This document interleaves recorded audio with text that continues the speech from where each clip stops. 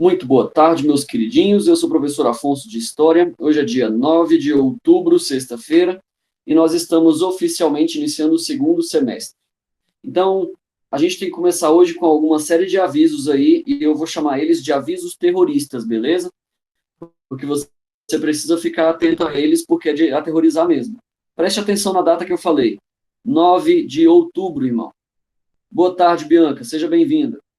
Cara, é 9 de outubro, quer dizer que a gente já tá no mês 10. Sabe, tá ligado que o ano vai até o mês 12, a gente tem uns 2 mesinhos só até acabar esse ano, velho. E tipo assim, 2, 3 mesezinhos aí para fazer 2 bimestres inteiros. Então a gente vai ter conteúdo pra caramba para estudar. Vai ter trabalho valendo nota, prova, tudo corrido, beleza? Corre lá na plataforma, dá uma olhada lá no mural onde eu coloquei as suas notas, vê quanto que você precisa para passar, beleza? E igual eu escrevi lá, eu não vou ser tão bonzinho no segundo semestre como eu fui no primeiro. Por quê? No primeiro bimestre eu estava seguindo do seguinte pensamento: olha, os alunos ainda estão se acostumando com o ritmo aí das aulas online, eles, né, nem sempre têm internet, não sabem que tem que ir lá no colégio pegar material impresso se não tiver a internet, sei lá, né? Eu dei o benefício da dúvida. Então você vai ver que tem aluno ali que fez uma atividade, tá ligado? Aí eu somei ali com algumas atividades que ele fez lá na sala de aula, lá em março, somei cada migalhazinha e o maluquinho passou com 5. Então, velho, eu fui muito bonzinho, tá ligado? Eu fui muito generoso com vocês. Só que, infelizmente, não vai dar para seguir essa mesma fórmula nesse segundo semestre. Por quê? Vocês já estão mexendo com essa parada de aula online aí desde junho, beleza? Então, tem aí uns 4 meses que vocês estão mexendo com essa parada. Em teoria, vocês já sabem, beleza? Então, de agora em diante, vai ser um pouco mais puxado. Vocês vão reparar que as atividades que eu colocar lá na plataforma vão estar valendo nota. Antes não valia, né? Eu não colocava nota. Agora vai valer, beleza? Se você entregar atrasado, você não vai receber aquela nota. Só vou contar para quem entregar dentro do prazo. E assim por diante. Então, mano, fica atento. Porque se você passou com um 5 lá no primeiro semestre, basta eu te dar um 4,5 aqui no segundo e você está reprovado. Então, fica de olho, beleza? Segundo aviso importante, segundo aviso terrorista. Mano, fica de olho nas faltas, velho. A sua presença ela é medida pela atividade entregue daquela semana.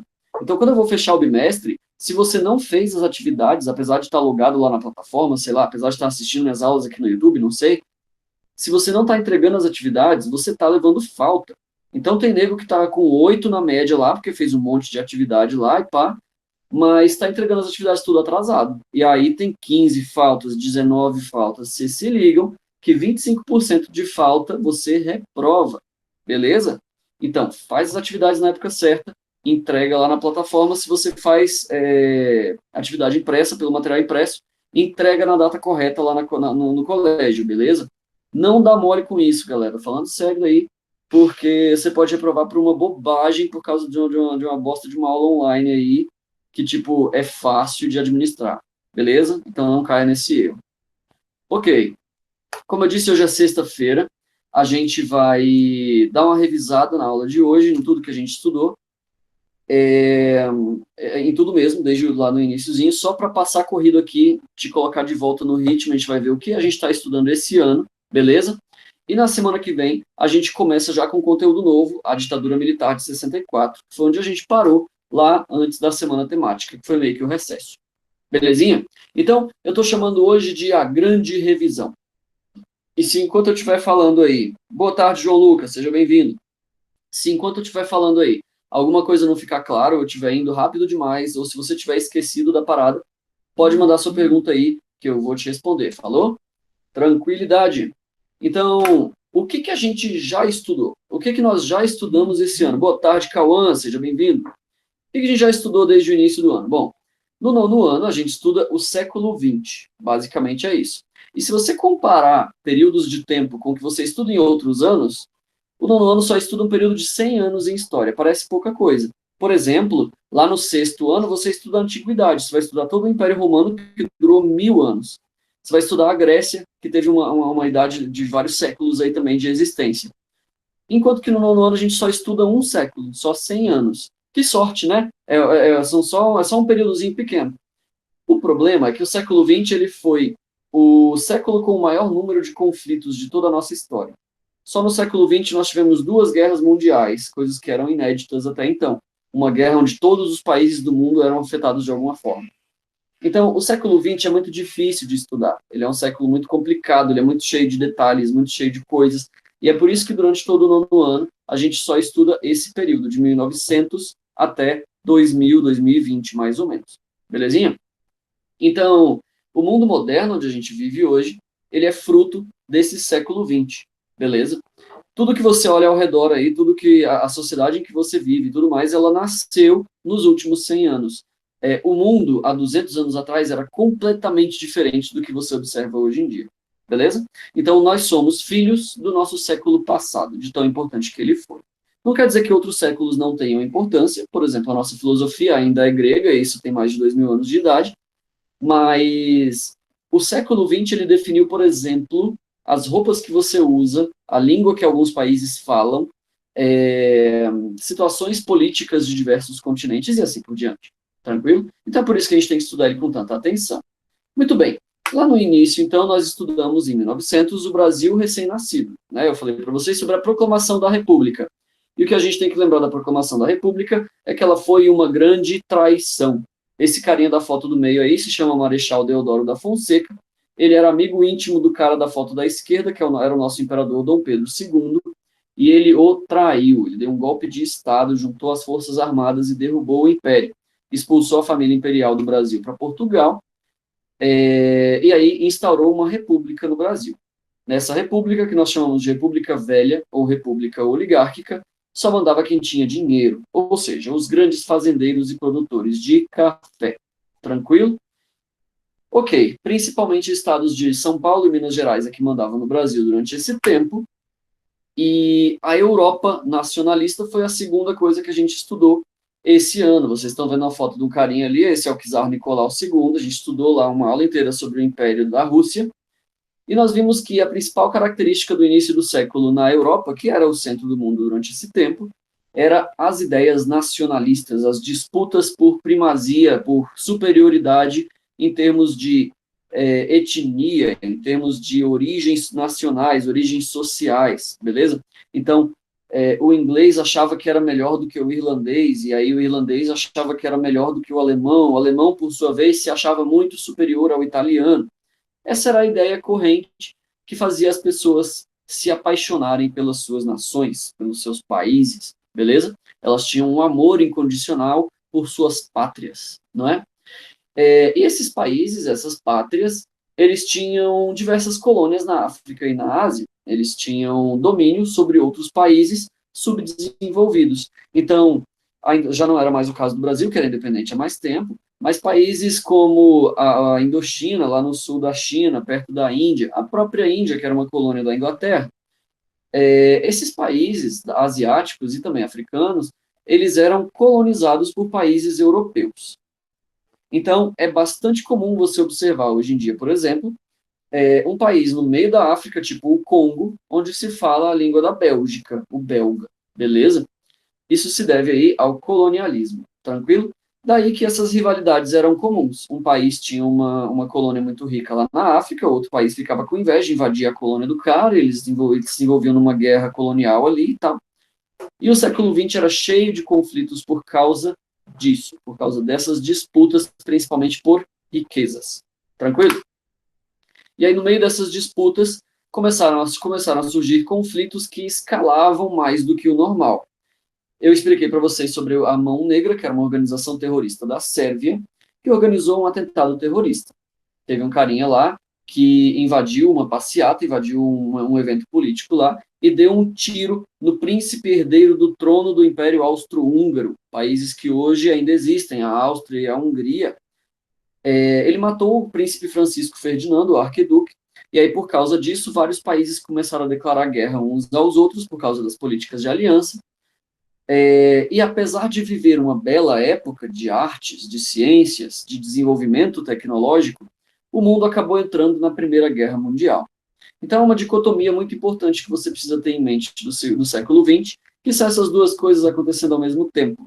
É progresso, ciência de um lado, né, coisas boas, e conflito, guerra e mortalidade do outro. Essas duas coisas aconteciam ao mesmo tempo, beleza? Então você vai ter inovações como os primeiros aviões, os primeiros trens, né, a combustível, os automóveis, telégrafos e tudo aquilo, né? Mas do outro lado você vai ter os primeiros tanques de guerra, as primeiras metralhadoras, essas primeiras armas que eram muito violentas, né, que mudavam mesmo a forma de se lutar uma guerra. E aí você está vendo aí na foto uma foto de uma trincheira, que eu também expliquei para vocês, que era uma estrutura cavada no chão, basicamente responsável por manter toda a estrutura de combate durante a Primeira Guerra Mundial, onde os soldados se protegiam lá dos bombardeios e dos tiros. Então, basicamente, durante anos a fio, durante o conflito, esses soldados ficavam aí, embaixo da terra. Daí que os relatos são cheios de histórias de soldados que ficavam doentes, que viviam com ratos, que passavam fome e etc. Foi um período bastante horrível da nossa história. Beleza? Então, acabou a Segunda Guerra Mundial, a Primeira Guerra Mundial em 1918. A Rússia saiu no meio do conflito por causa da Revolução Comunista Russa, né, liderada lá pelo Vladimir Lenin. E aí o mundo, tendo acabado e tal, todo mundo se virou contra a Alemanha. Falaram: "Ó, Alemanha, a culpa foi tua". Só que peraí, eu não falei que foi a Sérvia que começou? Pois é, porque a Alemanha lá apelava muito. A Alemanha era uma potência militar. Os caras utilizavam armas químicas, armas biológicas, e eles massacravam os inimigos e tal, e perderam a guerra por muito pouco. Os caras eram uma potência muito forte de militaria. Então o mundo acabou decidindo: não, vamos cortar as pernas logo da Alemanha, vamos quebrar as pernas dos caras, que aí eles param de ameaçar o mundo. Beleza? Então o mundo inteiro se voltou contra a Alemanha e falou: ó, você é culpado, você vai perder suas colônias, tudo aí, entendeu? Não pode ter exército, vai ter uma república aí que o mundo inteiro vai interferir, vocês agora são fracos. E aí, é claro, isso gerou um sentimento de vingança na Alemanha, principalmente num soldado que era herói da Primeira Guerra Mundial, chamado Adolfo. Mas a gente vai ver isso mais para frente. Enquanto isso, o mundo inteiro estava se reconstruindo depois da Primeira Guerra Mundial, que explodiu tudo, né, bombardeios e aquela coisa toda. O mundo começou a se reconstruir por meio do capitalismo financeiro. O capitalismo financeiro era só a estrutura econômica que permitia às pessoas comprar e vender pedacinhos de empresas. E aí começavam a especular, querendo lucrar o máximo possível, e aí geraram uma bolha de especulação. Essa bolha estourou em 1929, com a grande crise de 29, onde o capitalismo financeiro ele falhou. Nas duas fotos aí da apresentação, vocês estão vendo, então, as filas de desempregados, principalmente nos Estados Unidos. Beleza? Essa crise econômica ela foi global, afetou todos os países do mundo, e se você pegar o ano de 1930, que foi o ano logo depois da grande crise, você vai ver um monte de coisa acontecendo em vários outros países e que são diretamente ligadas à crise de 29. Por exemplo, no Brasil nós tivemos a Revolução de 30, quando apareceu o Getúlio Vargas. Não era à toa que o Vargas conquistou o poder justamente naquela época. As pessoas não acreditavam mais no capitalismo. Pessoas como Adolf Hitler e Mussolini subiram ao poder nessa época. Então, uma crise econômica ela tem consequências diretas sobre fatos políticos. Isso você tem que ter em mente sempre, porque é uma coisa muito atual. Por exemplo, hoje em dia, no meio da pandemia, tem gente aí falando: olha, o vírus do Covid mata muita gente, mas a pobreza gerada pela crise econômica vai matar muito mais. Vai ter gente que concorda e discorda disso, mas essa frase ela faz muito sentido, porque se você falar assim: a crise de 29 foi responsável pela subida do Hitler ao poder. Essa é uma frase verdadeira, cara. As pessoas, no meio de uma crise econômica, elas ficam sem esperanças, elas ficam desesperadas, correndo atrás de jeitos de sobreviver, tá entendendo? Então, você observa agora a pandemia e todos os problemas que ela está causando, ela está diretamente ligada a crises como a crise da guerra racial lá dos Estados Unidos, aquela coisa da Black Lives Matter, as vidas negras importam, e o massacre dos policiais lá, né, sobre a população negra e as revoltas e aquilo tudo ali. Isso está ligado, sim, a crises econômicas causadas pela pandemia, porque pessoas sem dinheiro, pessoas sem prospecção da realidade, do futuro, elas acabam recorrendo à violência, geralmente. Beleza? Então, é sempre importante ficar atento a esse tipo de coisa. E quando alguém te disser assim: vamos salvar as pessoas primeiro, depois a gente salva a economia, você pode falar: amiguinho, deixe de ser idiota, porque a economia são pessoas. Se a economia quebrar, pessoas morrem de fome, e pior do que morrerem de fome, pessoas elegem Hitler. Tá entendendo? Então, pessoas desesperadas fazem atos desesperados. É por isso que a gente sempre se preocupa muito em salvar a economia. Beleza? Então, a crise de 29, ela foi um acontecimento extremamente importante do século XX, porque ela foi o problemão que gerou os problemões, os maiores problemões da história. Bom, no Brasil, o efeito da crise de 29, dessa desacreditação, né, as pessoas desacreditando no capitalismo, foi a subida do Getúlio Vargas. Getúlio Vargas era um político gaúcho e ele estava cansado da República Velha. Ele falou, mano, esse negócio de Minas Gerais e São Paulo mandando aí não tem nada a ver. O Brasil não pode ficar nas mãos de um monte de fazendeiro rico. Isso daí tá errado. Beleza? E aí ele falou, não, eu vou me candidatar, eu quero ser presidente. E aí perdeu a eleição. Claro, era um monte de fraude, um monte de coisa, né, e tal, e foi exatamente isso que ele falou. Ele falou, isso aí foi fraudado, eu não confio nesse sistema eleitoral daí, então a gente vai começar de novo, só que dessa vez por meio da força. Ele chamou os soldados para a rua, ameaçou quem ficasse contra ele, e aí derrubou o presidente eleito. Tranquilo? Isso aí é a Revolução de 1930, e o Getúlio chegou lá na presidência dizendo o seguinte, relaxem, brasileiros, relaxem, eu serei o presidente, eu dei um golpe sim, foi por meio da força e da violência sim, mas esse governo ele é temporário, ele é provisório, eu vou devolver o Brasil para a população por meio da democracia, muito em breve, não se preocupem, beleza? Claro que a gente não pode acreditar num ditador, e por mais que o Getúlio ainda seja um ditador amado, né, que muitas pessoas gostam, ele era sim um ditador. Então, 7 anos depois de dar esse golpe, ele não tinha marcado eleições, ele não dava liberdade democrática para o Brasil, e como se isso não bastasse, ele falsificou um documento. E nesse documento estava escrito lá, os comunistas são malvadões e querem tomar o poder à força. Claro que isso não era de todo mentira, porque os comunistas são mesmo malvadões e eles realmente tentaram tomar o poder do Brasil à força por meio da intentona comunista alguns anos antes. O Getúlio só usou isso como uma tática para criar a ilusão de um novo ataque comunista. E aí, essa ameaça, a população do Brasil ficaria com medo dos comunistas e o Getúlio poderia usar esse medo. Como é que ele usaria o medo, então? Em 1937, ele falou, se nós não apertarmos a mão sobre o regime, se o Brasil não virar uma ditadura, se a gente não assumir o controle com força nesse país, vamos virar comunistas. Beleza? E aí ele deu um golpe no próprio governo dele. Getúlio era o presidente, deu um golpe de Estado, derrubou o presidente, que era ele mesmo, criou o Estado Novo, que agora era uma ditadura fascista mesmo. Eu coloquei várias fotos para vocês aí ao longo do primeiro semestre, das marchas e dos desfiles, das pessoas carregando os símbolos e as fotos do Getúlio, e você pode facilmente comparar essas imagens com imagens dos desfiles hitleristas. Elas são parecidas e não é por acaso, beleza? Esse fascismo getulista era a nossa versão brasileira de um regime fascista europeu. Tranquilo até aí? Você vai encontrar pessoas que discordam disso, inclusive vai ter professores de história que podem assistir isso daqui e falar, meu Deus, o Afonso é louco, você está falando bobagem, o Getúlio não era fascista. É porque fascismo, hoje em dia, se tornou um xingamento. Você fala, Bolsonaro fascista, apesar do cara não ter nada parecido com o governo do Getúlio, pessoas vão chamar ele de fascista, porque fascismo virou um xingamento, beleza? Mas eu passei para vocês também um esquema para identificar um governo fascista. E essa chave era o Triângulo da Morte. Qual era o Triângulo da Morte? Eram 3 características fundamentais que caracterizam todo e qualquer regime fascista. Essas 3 características são: a primeira é a figura de um grande líder. É o político que tem um nome famoso, é Getúlio Vargas, Adolf Hitler, é o cara que é o grande líder. Beleza? Essa figura autoritária. Segundo, um governo autoritário. Geralmente eles não são democráticos, eles não permitem eleições, eles não permitem participação do povo. O ditador manda e a galera obedece. É só isso e ponto final. Beleza? Terceira grande característica para você identificar um regime fascista, não só usar isso como um xingamento parecendo um idiota, e sim conversar sobre história de verdade. A terceira grande característica, então, é uma economia diretamente ligada ao Estado.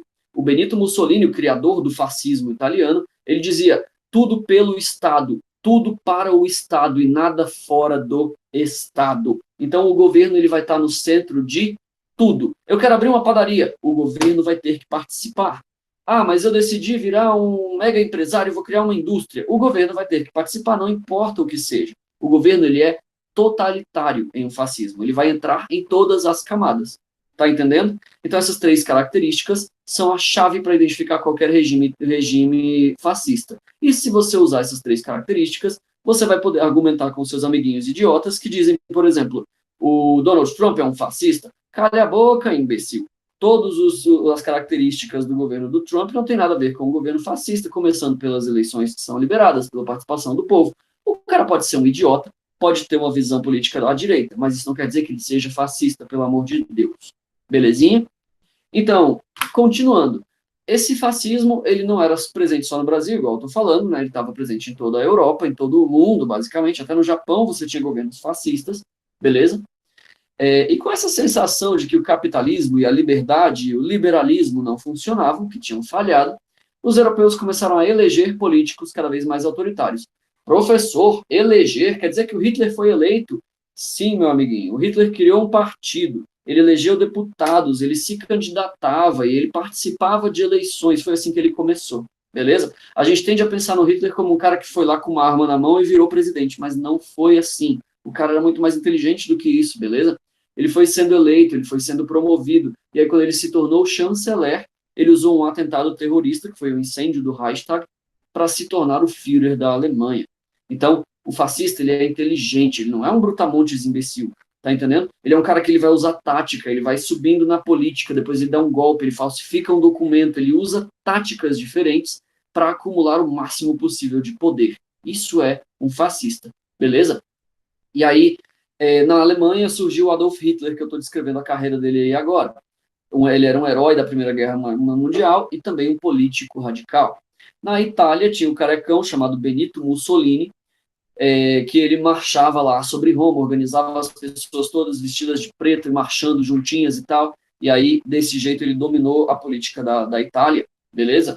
E no Japão, do outro lado do mundo, tínhamos o imperador Hirohito, que também tinha características de governo muito fascistas, as 3 características do Triângulo da Morte, beleza? E estava lá invadindo a China e a Coreia. E você vai ver aí na foto do carinha da esquerda, esse de chapéuzinho aí, é o Joseph Stalin. O Joseph Stalin era um comunista lá da Rússia, que era também totalitário, beleza? A gente não pode chamar ele de fascista, apesar do governo dele ter as 3 características, porque fascismo geralmente é uma palavra associada à política do espectro da direita, beleza? Enquanto que o comunismo do Stalin era do espectro da esquerda. Então você vai reparar aí que nós temos totalitarismo e autoritarismo dos 2 lados da moeda. Quando alguém estiver falando aí na internet, porque a direita é mal e Lula é o herói e senhor da nação, você pode falar, cale a boca, amiguinho. Existem totalitários dos 2 lados. Do mesmo jeito que a gente tem um Bolsonaro imbecil, nós temos um Fernando Haddad idiota, beleza? A idiotice não é monopólio de ninguém, ela é democrática, e Deus deve amar os idiotas, porque ele criou um monte deles, beleza? O Joseph Stalin era um desses caras, e a gente não pode chamar ele de fascista, mas ele era sim um governo totalitário, beleza?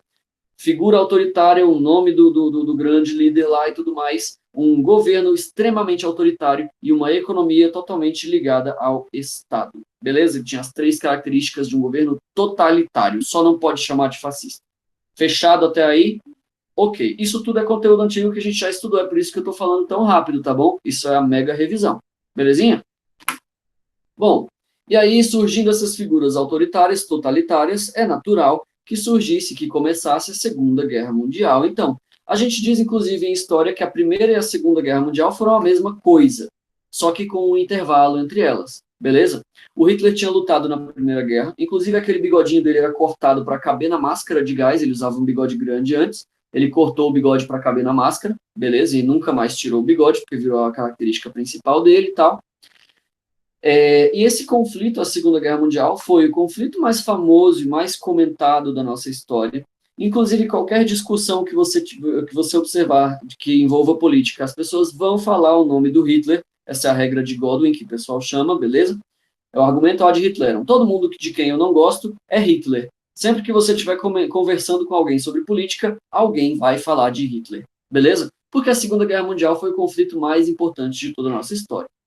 Bom, quem é que lutou na Segunda Guerra Mundial, então?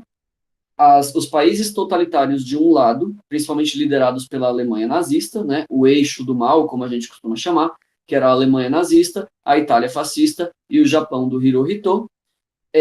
Mas a Rússia, que era totalitária, escolheu o outro lado, beleza? Ela traiu o Hitler, ela traiu a Alemanha lá do Pacto Ribbentrop-Molotov e lutou junto com os aliados e com os Estados Unidos, porque o Stalin não era burro, ele viu que os americanos iam ganhar, trocou de lado, muito esperto. Beleza? O Brasil participou da Segunda Guerra Mundial, como eu falei já para vocês, teve uma aula inteira só sobre isso. Diziam assim, aqui no Brasil, né? Falavam, mas o Brasil é tão fraco, a gente nem tem arma, é mais fácil uma cobra fumar do que o Brasil ir para a guerra. E aí colocaram na foto aí o cabo, né? Não lembro o nome dele, é Cabo Rosa, alguma coisa. Tem escrito na bala de artilharia que ele está segurando aí, a cobra está fumando. E o símbolo do nosso exército lá da Força Expedicionária era a cobrinha aí com um cachimbo na boca, igual você está vendo. Beleza? A cobra fumou, o Brasil foi para a guerra, a Esquadrilha da Fumaça fez coisas incríveis, temos os 3 heróis brasileiros que os próprios alemães homenagearam. Até hoje na Itália cantam o hino do Brasil uma vez por ano, lá na cidade de Montese, beleza? Então nós somos heróis da Segunda Guerra Mundial. Pode se achar mesmo, a gente é foda, cara. Fomos para a Itália, sentamos o chute na bunda dos caras e vencemos, beleza? Só uma curiosidade para você, o exército brasileiro nunca perdeu uma guerra em que entrou. Sabiam disso? Em todas as guerras de que o Brasil já participou, nós vencemos. A gente nunca foi derrotado. Nós vencemos a Guerra do Paraguai, vencemos quando entrou o nosso envolvimento lá na Segunda Guerra Mundial, estávamos do lado vencedor. O pouco apoio que nós demos na Primeira Guerra Mundial também, nós vencemos, estávamos do lado que venceu. Então o Brasil nunca foi derrotado em guerra. Beleza? E aí, a Segunda Guerra Mundial, depois que acabou, começou a sair as informações do que as pessoas faziam escondido, que os governos faziam escondido, né, como o governo do Hitler. Haviam coisas horríveis como o Holocausto, que foi o sacrifício dos 4 milhões de judeus lá na Europa, né, principalmente na Alemanha nazista, por meio dos campos de concentração. Beleza? E além disso, tiveram também as 2 bombas atômicas no Japão, que foi a tática usada pelos americanos para forçar os japoneses a se renderem.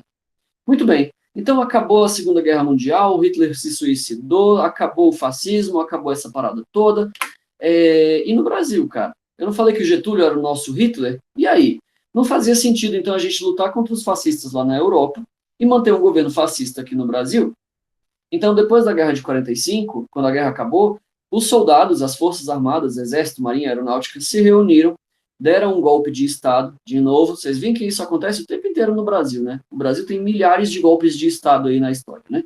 Pois bem, então deram outro golpe de Estado, derrubaram o Getúlio Vargas, acabaram com o Estado Novo e aí marcaram uma eleição. Vamos redemocratizar e agora o povo vai votar e escolher quem serão os seus governantes. E aí o povo brasileiro, a cada eleição, de 5 em 5 anos, começou a votar nos governos populistas. Beleza?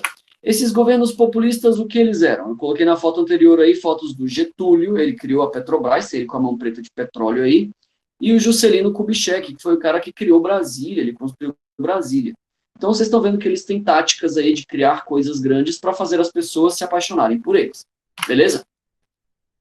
Quem eram esses governos populistas? Muito bem. Em 1945, entrou o general Dutra, que era um cara que dizia que o Brasil tinha que ser americano e amigo dos americanos. Em 1950, entrou o Getúlio Vargas de novo. Beleza? Ele foi eleito de novo e tal, ele era populista, o povo amava ele e tudo mais, só que tinha muita oposição e aí ele se matou. Beleza? O Getúlio Vargas se suicidou lá em 54 e aí em 1955, nosso outro presidente foi Juscelino Kubitschek, que construiu Brasília por meio dos arquitetos famosos lá, né, Lúcio Costa e Oscar Niemeyer. Depois de Juscelino, então, com Brasília já construída, foi eleito um carinha chamado Jânio Quadros. Beleza? Jânio Quadros era o carinha da vassoura, que está aí na fotozinha do meio, que dizia que ia varrer a corrupção do Brasil. Beleza? Jânio Quadros pediu para sair, fazendo um draminha, todo mundo ignorou o cara, quer fazer drama, vai para lá, se lascar. E aí, o vice dele assumiu. Só que o vice dele era um cara muito comunista, o cara era mega esquerda e tal, que era um cara chamado João Goulart, ou Jango, beleza? O Jango era mega socialista e falava, vamos fazer uma reforma de base aqui, vamos pegar as terras das grandes fazendas e vamos dividir para os pobres, vamos diminuir os juros dos bancos. E aí as pessoas começaram a olhar e falaram, eita, pô, o Jango é comuna, cara. O Jango quer fazer uma revolução comunista no Brasil, ferrou tudo, sacou? Então, esses caras, esses governos comunistas, eles conquistavam a população por meio dos sentimentos. Isso é populismo, beleza? Eles governaram o Brasil no meio da Guerra Fria, que era basicamente Estados Unidos e Rússia disputando para ver quem dominava o mundo. E nem sempre esses governos davam certo, como foi o caso aí do Jânio Quadros, beleza? E também do Jango. O Jango acabou sendo retirado, ele teve um governo muito difícil, as Forças Armadas não deixavam ele governar, ficavam atrapalhando, porque tinham muito medo dele ser socialista, e aí acabaram dando um golpe de Estado, de novo, outro golpe de Estado, em 1964, tiraram o Jango, expulsaram ele do Brasil e criaram uma coisinha muito famosa que todo professor de história adora falar, que é o governo militar. Já vou adiantando para vocês que eu não vou só pegar no pé do governo militar, não vou só falar mal dos caras, porque todo governo, a vida não é uma novela, beleza? Todos os governos têm coisas boas e coisas ruins. Juscelino Kubitschek fez Brasília, que era uma coisa boa, mas deixou a gente endividado, que era uma coisa ruim, beleza? O Lula era socialista, o que é uma coisa ruim, mas ele também ajudou muito a distribuição de riquezas, principalmente no Nordeste, o que é uma coisa boa. Então, o mundo não é uma novela. O mal não é só mal, o bom não é só bom. Beleza? Então, sim, eu vou falar mal do regime militar nas próximas aulas, mas sim, também vou falar bem dos caras, porque todo governo acerta em algum lugar. Até um relógio parado acerta a hora uma vez por dia. Beleza, queridos? Pois bem, o que era a Guerra Fria, de que eu estava falando aí agora há pouco, que os governos populistas governaram o Brasil no meio da Guerra Fria? Bom, a Guerra Fria foi um período, depois da Segunda Guerra Mundial, onde Estados Unidos e Rússia disputavam para ver quem era mais poderoso. Só que os dois tinham armas atômicas, o que significa que se os dois entrassem numa guerra direta, eles iam destruir o mundo. Então eles não entravam em guerra direta, eles simplesmente disputavam por meio de países satélites. Então chegava no Vietnã, dividia o Vietnã no meio. Ó, Vietnã do Norte é comunista, Vietnã do Sul é capitalista. E a guerra do Vietnã rolava solta e um monte de pessoas morriam. Era Estados Unidos e Rússia, só que era disfarçado. Beleza?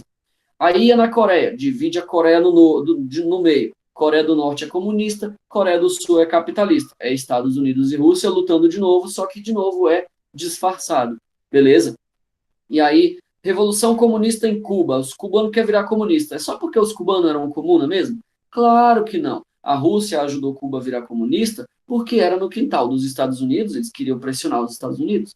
Então, nada do que acontece durante a Guerra Fria era por acaso. Beleza? A China não virou comunista no meio da Guerra Fria porque eles eram legais, queriam ajudar uns aos outros e o comunismo é tudo de bom. Não era por isso. É porque a Rússia precisava de países comunistas que lutassem junto com ela caso estourasse uma guerra contra os Estados Unidos. Era só busca por aliados. Beleza?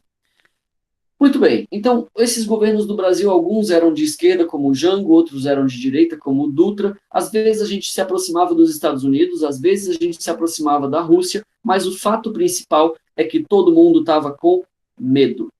A música dos anos 60 e 70 é cheia de medo.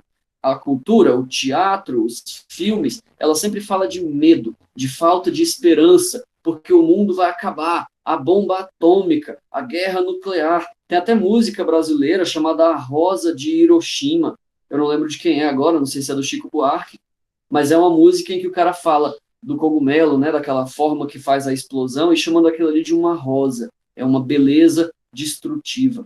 Toda a cultura durante esse tempo era marcada pela falta de esperança. As pessoas achavam de verdade que o mundo ia acabar, porque durante a Guerra Fria, o mundo era um lugar muito ruim para se viver.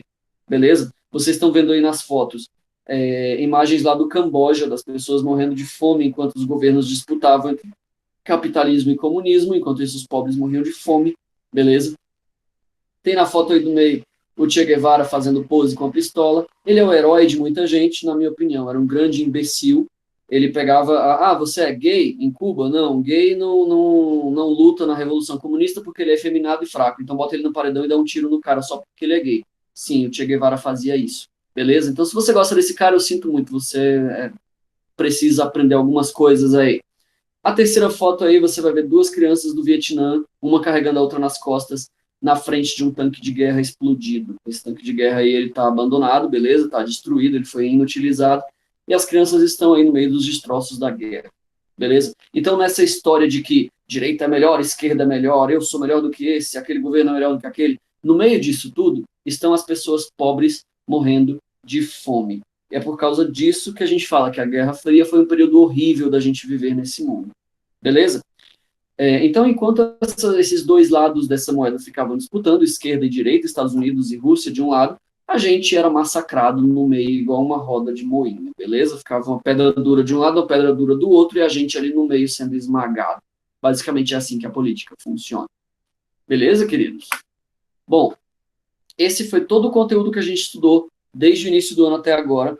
Claro que numa casca de nós, extremamente resumido. Se você faltou às aulas, se você não assistiu, se você está chegando agora, eu garanto para você, você não vai entender bulufas nenhuma do que eu vou ensinar no segundo semestre. Você precisa assistir às aulas anteriores. Tá tudo aqui no canal do YouTube, tá tudo ali no mural lá da sua sala virtual. Acesse os materiais, clica nas videoaulas, tira o seu atraso, porque isso é muito importante, beleza? Só essa aula de hoje não é suficiente para entender o século XX. Cada um desses tópicos que eu falei é cheio de detalhes menores, beleza? Que foram todos esses detalhes trabalhados lá nas aulas anteriores. Então, por exemplo, Guerra do Vietnã tem uma aula de 50 minutos só sobre isso. Governo do Getúlio Vargas tem uma aula de 50 minutos só sobre isso, e assim por diante. Todos esses tópicos têm aulas sobre eles. Hoje é só uma revisão para você se lembrar o que aconteceu no século XX. Tranquilo? Então, avisos gerais da semana. Primeiro, semana que vem a gente tem feriado na segunda-feira, então segunda-feira não vai ter aula, beleza? Não vai ter aula ao vivo. Boa demais essa aula. Gostou, Jéssica? É porque foi rápida, né? Rapidinho a gente acaba, vai tomar aquele banho frio para passar esse calor dos demônios, e aí fica tudo bem, não é? Boa demais mesmo. Segundo aviso, nos vemos na sexta-feira, então. Segunda-feira eu não vou estar por aqui, porque será dia das crianças, beleza? Também é dia de Nossa Senhora Aparecida, então é um feriado católico aí, para a galera que é católica, vá à igreja, reze para que chova, porque a gente está precisando, beleza? Fica atento nas atividades, eu vou colocar atividade na semana que vem, apesar da gente só ter aula na sexta. Eu vou colocar uma atividadezinha legal ali de revisão também para vocês, só para ficar afiado na aula de sexta-feira, fechado? E no mais é isso, meus queridos. Tenham um bom fim de semana. Divirtam-se, bebam muita água. A gente está no meio do deserto de outubro aqui. Tá seco pra caramba, tá quente pra caramba. Toma uma ducha fria de vez em quando. Bebe aquele monte de água. Fica saudável, beleza? Não fique doente. Não temos previsão ainda de quando as aulas presenciais voltam. A princípio, até mais, Jéssica. Tchau, tchau. Boa tarde para você, hein? Bom descanso, bom fim de semana. A princípio, nós vamos continuar aulas virtuais até o ano acabar, beleza? Então, vai ser desse jeito aí até adiante, a não ser que o governo diga o contrário. Eita, meu cabelo tá muito zoado. Então, fiquem atentos, não percam nota, façam as atividades, porque é isso que está sendo avaliado, beleza, meus queridinhos? Um forte abraço para quem fica aí. Até mais. Bom descanso.